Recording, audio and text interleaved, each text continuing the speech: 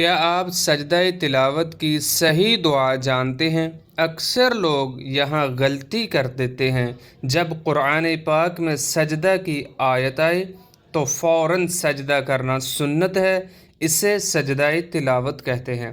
اس سجدے میں یہ دعا پڑھیں: سجد وجہی للذی خلقہ وشق سمعہ وبصرہ بحولہ وقوتہ فتبارک اللہ احسن الخالقین اللہم اکتب لی بہا عندک اجرا وزعنی بہا وزرا وجعلہا لی عندک ذخرا وتقبلها منی کما تقبلتها من عبدک داود۔